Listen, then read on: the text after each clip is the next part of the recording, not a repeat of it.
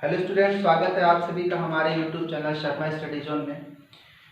इस वीडियो में हम क्वाड्रेटिक इक्वेशन के बारे में जानेंगे। इससे पहले भी हम ऑलरेडी एक दो वीडियो अपलोड कर चुके हैं जिसमें क्वाड्रेटिक इक्वेशन क्या होता है, कैसे हम आइडेंटिफाई करेंगे कि क्वाड्रेटिक इक्वेशन है कि नहीं है।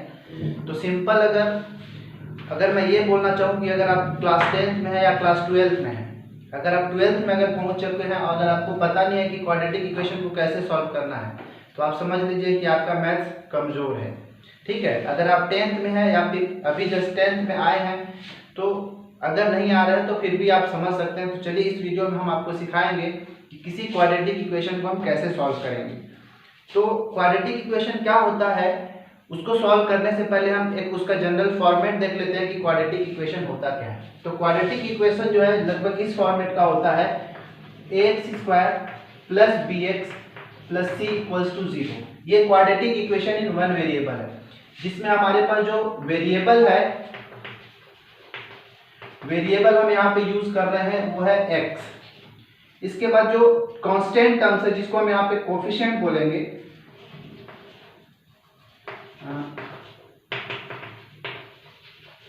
यहाँ पे x² का कोफिशिएंट a है और x का कोफिशिएंट b है और यहाँ पे c जो है कांस्टेंट टर्म होता है। ठीक है, ये तीनों जो है जनरली इसको कोफिशिएंट बोलते हैं। तो इसमें क्वाड्रेटिक इक्वेशन को पहचानने का ही है कि जो इक्वेशन दिया होगा उसका जो डिग्री होगा, मतलब जो हाईएस्ट पावर होगा वेरिएबल का, हमारे पास वेरिएबल x है तो x का जो हाईएस्ट पावर होना चाहिए कितना, 2 होना चाहिए। Highest power in the sense मतलब उसकी डिग्री कितना होना चाहिए, 2। क्वाड्रेटिक इक्वेशन की डिग्री होना चाहिए 2। अगर डिग्री 2 नहीं, अगर डिग्री 3 होता है तो उसको हम बोलते हैं क्यूबिक पॉलिनोमियल या क्यूबिक क्वाड्रेटिक क्यूबिक इक्वेशन। 4 अगर हो गया तो हम बाई क्वाड्रेटिक इक्वेशन बोलते हैं। लेकिन इस चैप्टर में हम इस वीडियो में हम क्वाड्रेटिक इक्वेशन के बारे में पढ़ने हैं, तो हमको बस याद रखना है कि उसकी डिग्री जो है 2 होता है। और डिग्री 2 होने का मतलब है कि जब उसको हम सॉल्व करेंगे तो हमको 2 सॉल्यूशंस मिलेंगे, 2 रूट्स मिलेंगे। डिग्री 2 है इसलिए इसके 2 रूट्स मिलेंगे। ये सिंपल एक तरीका है कि ये है क्वाड्रेटिक इक्वेशन का फॉर्मेट। अगर इस फॉर्मेट का अगर हमारे पास कोई इक्वेशन दिया है तो वो क्वाड्रेटिक इक्वेशन होगा, उसका डिग्री 2 होना चाहिए और डिग्री अगर 2 है तो उसके 2 रूट्स निकल कर आएंगे। तो चलिए हम क्वाड्रेटिक इक्वेशन को हम कैसे सॉल्व करेंगे उसके बारे में हम जानकारी लेते हैं। तो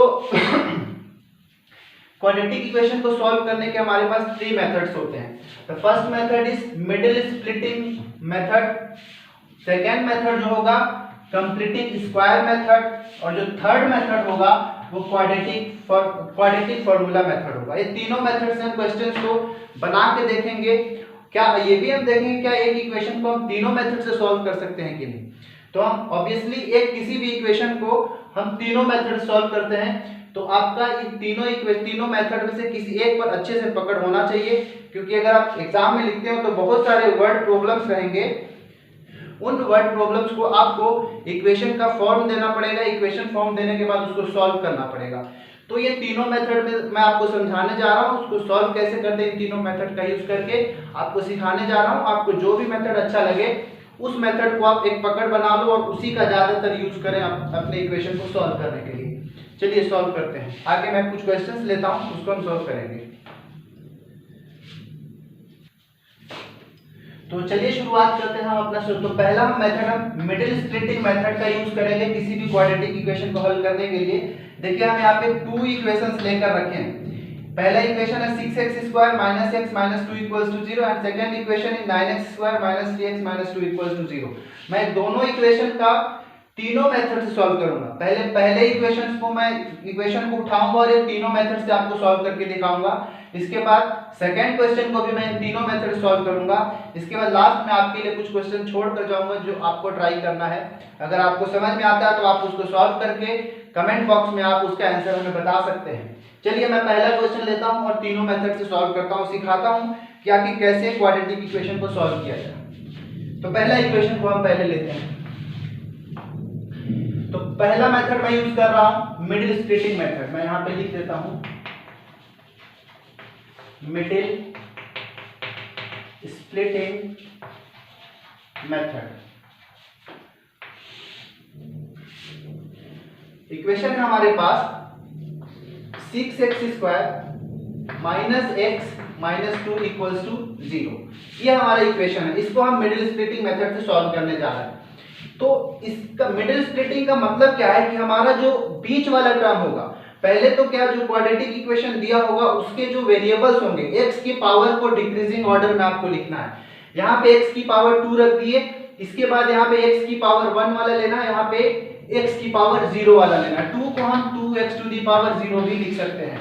इसका मतलब हम पहले पावर 2 वाला, पहले पावर 1 वाला, इसके बाद पावर 0 वाले को हमको लेके सॉल्व करना है।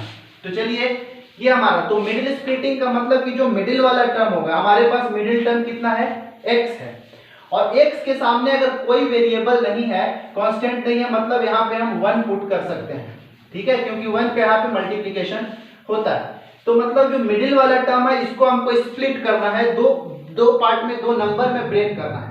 कैसे ब्रेक करना है मैं आपको सिखाऊंगा, ठीक है। तो अगर मैं यहाँ से अगर 2 नंबर निकालूं, x² का कोफिशिएंट हमारे पास 6 है, मतलब a की वैल्यू हमारा 6 हो गया। x का कोफिशिएंट b है, b की वैल्यू हमारा हो गया 1, और यहाँ जो कांस्टेंट टर्म है उसको हम ले लेते हैं c, जो कि है -2। हमको 3 वैल्यू मिला, 6, 1 और 2। अब हमको करना ये कि a और c का जो x² का जो कोफिशिएंट होगा उसका और जो कांस्टेंट टर्म होगा उसका, उन दोनों का हमको मल्टीप्लिकेशन करना है, ठीक है।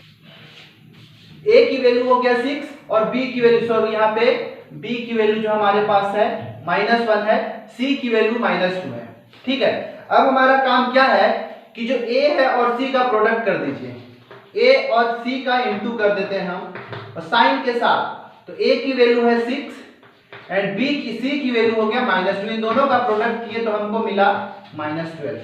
मतलब कि अब बीच वाला जो टर्म है जो यहाँ पे 1x है, उस 1x को एक कोफिशिएंट को ध्यान देना है, मतलब -1 को तो ऐसे नंबर में ब्रेक करना है कि वो दोनों को जब हम ऐड करें, ऐड करने पर कितना मिलना चाहिए, -1, और उन दोनों का जब प्रोडक्ट करें, मल्टीप्लाई करें तो हमको मिलना चाहिए -12। अब वो नंबर को हम कैसे पता करें भाई, तो इसका मैं 2 तरीका अपनाता हूं जो मैं फॉलो करता हूं। चलिए पहला मेथड ये कि जो यहाँ पे नंबर होगा उसको फैक्टराइज कर लेते हैं। ये दोनों का जो प्रोडक्ट होगा उसको यहाँ से लिखेंगे, उसको फैक्टराइज करेंगे। 2 से किए 2 6 जा, फिर 2 से किए 2 3 जा, फिर 3 से किए 3 1 जा। अब हमारे पास यहाँ जो कुछ भी मिला है, इन चारों का यूज करके हमको 2 ऐसा नंबर बनाना है जिसको अगर मैं ऐड करूं तो क्या मिले, -1 मिले। क्यों? क्योंकि यहाँ से 2 नंबर जो निकालोगे उसका प्रोडक्ट तो हमको 12 मिलना ही मिलना है, नो डाउट, लेकिन 2 ऐसा नंबर खोजो जो दोनों को जोड़ने पर क्या मिले, -1। तो चलिए 2 नंबर बनाते हैं। तो अगर मैं ये 2 और 2 को ले लूं तो 2 × 2 क्या मिल जाएगा, 4। एक नंबर मिल जाएगा 4 और दूसरा नंबर मिल जाएगा 3 × 1 मतलब 3। अगर ये 4 में से मैं 3 को घटा दूं तो क्या मिलेगा, 1, और 4 में 3 का मैं मल्टीप्लाई कर दूं तो मिल जाएगा 12। लेकिन क्या ये आंसर सही होगा, क्या 4 और 3 पॉसिबल होगा लेना, नहीं होगा। क्यों? क्योंकि 4 में से 3 घटा रहे थे +1 मिल रहा है, लेकिन हमको लाना क्या है, -1 लाना है। प्रोडक्ट कर रहे हैं तो क्या आ रहा है, +12 आ रहा है, लेकिन हमारे पास क्या है, -12 होगा। तो हमको क्या, हम 4 और 3 ना लेके हम क्या लेना चाहिए, अगर मैं ऐसे कर दूं -4 में +3 ऐड कर दूं तो हमको -1 मिल जाएगा, और -4 और 3 का इंटू कर दूं तो -12 मिलेगा। मतलब ये जो दोनों ऑप्शन होगा, -4 और 3 हमारा करेक्ट ऑप्शन होगा, हमारा करेक्ट ऑप्शन होगा।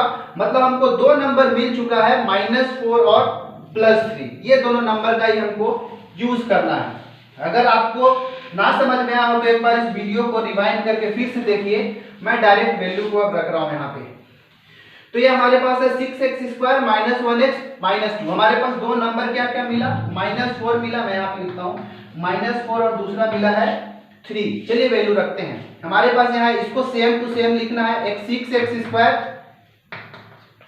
इसके बाद इस -1 की जगह क्या लिख देना है, -4x भी लिखना है +3x, क्योंकि ये दोनों को अगर आप जोड़ोगे तो हमको मिलेगा -1, और लास्ट में यहाँ पे 12 नहीं लिख देना, हमको -2 रख के ही छोड़ देना है।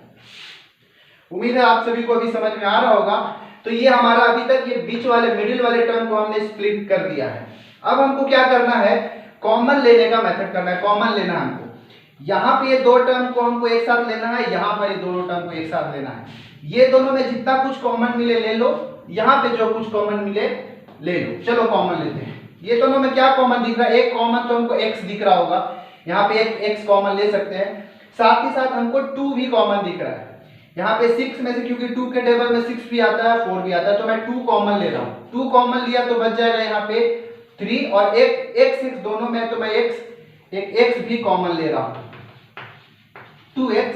तो 2 यहाँ से कॉमन ले लिए तो बचा 3, x एक बाहर ले लिए तो बच गया x, यहाँ से 2 बाहर ले लिए तो बच गया 2 और x को हम वहीं पे छोड़ दिए। तो यहाँ पे हमने कॉमन लिया 2x, 3x - 2 मिला। ये दोनों में क्या कॉमन दिख रहा है, अब बोलोगे इसमें तो कुछ कॉमन ही नहीं है सर। तो कॉमन है, बिल्कुल है। तो मैं यहाँ से +1 कॉमन लूंगा, तो यहाँ से कॉमन लेने के बाद 3x - 2 ही बच जाएगा। और ध्यान देने वाली बात ये है कि ये दोनों ब्रैकेट में हमको, अगर हम सही तरह से फैक्टराइज करेंगे तो दोनों ब्रैकेट में हमको सेम वैल्यू मिलेगा। चलिए अब वैल्यू में से फिर से क्या कॉमन मिला, ये पूरा एक टर्म है, ये दूसरा टर्म है। ये दोनों टर्म में हमको 3x - 2 सेम दिख रहा है, मतलब we can take again 3x - 2 as common. तो चलिए कॉमन ले लिए 3x - 2, यहाँ पे क्या बचा 2x, तो इस ब्रैकेट में 2x, यहाँ पे +1, ये हो गया +1 = 0। ये देखिए हमने इसका अभी फैक्टराइज कर लिया है by middle splitting method, but we have to find 2 roots. 2 roots हमको इसका निकालना है। तो 2 रूट्स अब निकालेंगे कैसे, तो इसका निकालने का मेथड है, इसको भी 0 के बराबर कर दो और इसको भी 0 के बराबर कर दिए। तो चलिए करते हैं भाई। तो पहला रूट निकालने के लिए 3x - 2 = 0 कर देते हैं। तो यहां से क्या मिलेगा, पहले इस 2 को इधर भेजेंगे राइट साइड, तो जाके प्लस हो जाएगा, इधर बचेगा 3x = 2। अब x की वैल्यू चाहिए, तो ये दोनों के बीच में इनटू है, ये जब राइट साइड में 3 जाएगा तो हो जाएगा 2/3। तो x की जो पहली वैल्यू मिली वो मिला हमको 2/3। अब दूसरा वैल्यू क्या निकालेंगे भाई, तो दूसरा हमारे पास जो फैक्टर है क्या है 2x + 3। इसको मैं कहां लिख दूं, मैं यहां पे लिख देता हूं भाई। चलिए अगर आपको डाउट हो तो आप रिवाइड करके देख सकते हैं, पीछे बैक जाके। दूसरा है हमारे पास 2x + 1 = 0। ये हमारा दूसरा फैक्टर था, इसको भी हम 0 के बराबर कर दिए। अब 1 को उधर लेगा तो बच गया 2x = -1। अब x की वैल्यू निकालोगे तो मिल जाएगा -1/2। ये हमको दो फैक्टर्स, इसके दो रूट्स मिले। पहला रूट क्या मिला भाई, पहला मिला हमको 2/3 और दूसरी जो x की वैल्यू मिला -1/2। ये जो हमारा पहला इक्वेशन था उसका ये दो रूट्स मिल गए, x की वैल्यू 2/3 और x की वैल्यू -1/2। ये हमारा पहले इक्वेशन का सॉल्यूशन है। कौन से मेथड से, मिडिल स्प्लिटिंग मेथड से। अब मैं इसी इक्वेशन को सॉल्व करूंगा दूसरे मेथड से, कंप्लीटिंग स्क्वायर मेथड से, और देखेंगे कि क्या दोनों में आंसर सेम आता है कि नहीं। चलिए अब हम फिर से क्या करते हैं, पहले क्वेश्चन को मैंने मिडिल स्प्लिटिंग मेथड से सॉल्व करके आपको दिखा दिया। इसके दो आंसर्स आए, x की वैल्यू एक 2/3 और दूसरा जो आया -1/2। अब इसी क्वेश्चन को मैं कंप्लीटिंग स्क्वायर मेथड से फॉलो करूंगा और आपको करके दिखाऊंगा कि आंसर सेम आता है कि नहीं। तो कंप्लीटिंग स्क्वायर मेथड को स्टार्ट करने से पहले